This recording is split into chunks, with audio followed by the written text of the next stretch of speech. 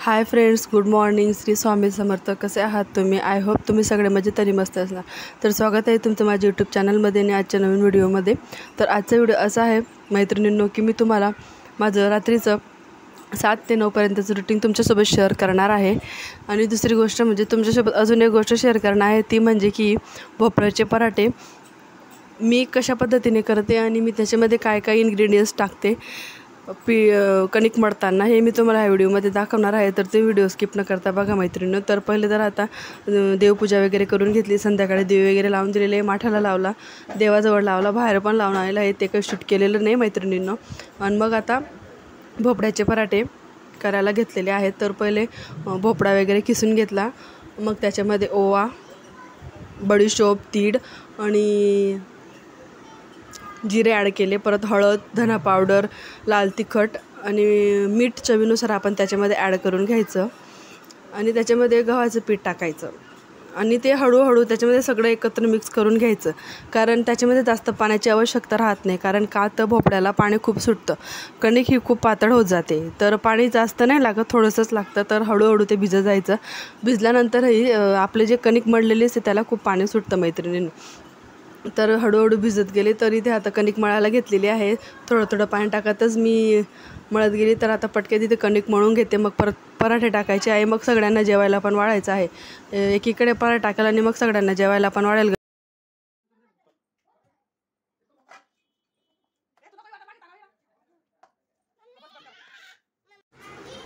तर आता कणिक भिजून झालेले आहे. तर आता मिरच्या भाजायला घेतलेल्या आहेत ठेच्यासाठी. तर एकीकडे मिरच्या ठेवते भाजायला आणि एकीकडे टोमॅटो ठेवते. आम्ही टोमॅटो टाकून ठेचा करतो मैत्रिणींनो, खूप छान लागतो, तुम्ही पण एकदा ट्राय करून बघा. तर ॲक्च्युली आम्ही सगळे ठेचा खातो, मिस्टर खात नाही ठेचा, पण ते बोलले की आज मी पण खाऊन घेईल बुवा. तर इथे पटक्यात आता ठेचा वगैरे करून घेते, मग नंतर पराठे टाकायचे आहेत. तर तो व्हिडिओ स्किप न करता बघा मैत्रिणींनो.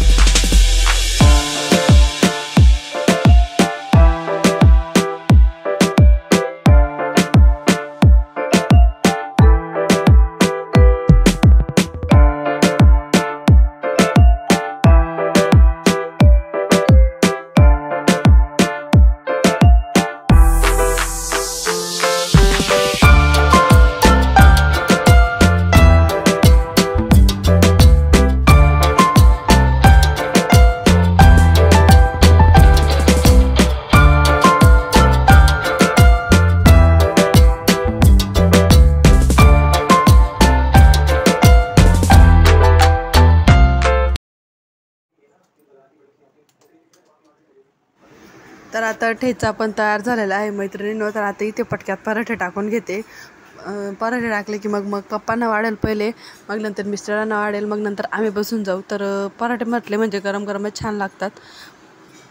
तर फटक्यात आता इथे टाकून घेते, मग नंतर सगळ्यांचे जेवण वगैरे झाल्यावर मग सगळेच कामं असतात, भांडे असतात, गॅस ओटा असतो. तर 15 मिनटामध्ये मी सगळी गॅस ओट्याची साफसफाई करते मैत्रिणींनो. आणि रोज रात्री किचन साफ केल्यावरच मी झोपते. आणि रात्रीची जी भांडी असतात मैत्रिणींनो, ती पण घासूनच झोपली पाहिजे, कारण रात्रीची भांडी राहू द्यायची नाही खरकटी. तर कितीही असं मैत्रिणींनो, रात्रीचे भांडे मी घासूनच घेते, गॅस ओटा वगैरे साफ करून घेते. तर अशा पद्धतीने मी भोपळ्याचे पराठे करत असते मैत्रिणींनो. तर आता इथे पराठे टाकून झालेले आहेत माझे लवकरात लवकर. तर आता पहिले पप्पांना जेवण वाढून देते, मग नंतर सगळ्यांना पण आम्हाला जेवायला बसायचं आहे, कारण 9 वाजेपर्यंत सगळे कामं झालेच पाहिजे. तर इथे पप्पांचं ताट पण रेडी आहे, तर पहिले पप्पांना देऊन देते. तर आमचं सगळ्यांचं इथे जेवण वगैरे करून झालेलं आहे मैत्रिणींनो. तर म्हटलं चला तोपर्यंत मग आईन ते TV वगैरे बघत होते. आई तसं तर घर वगैरे झाडून घेतात, तिथं पुसून घेतात, मग मला फक्त गॅस वटा आणि भांडीच आवरायचे असतात. तर मग पहिले तर सगळा स्वच्छ गॅस वटा क्लीन करून घेतला, मग दूध पण गरम करायचे होते. तर मैत्रिणींनो, तुम्हाला आजचा व्हिडिओ कसा वाटला नक्की कमेंटमध्ये सांगा, आणि व्हिडिओ आवडला असेल तर नक्की लाईक आणि सबस्क्राईब करा. चला तर मग मैत्रिणींनो, आता भेटूया पुन्हा नवीन व्हिडिओमध्ये. बाय फ्रेंड्स, श्री स्वामी समर्थ. आता झालेला आहे माझा गॅस ओटा क्लीन मैत्रिणी, तुम्ही बघू शकता.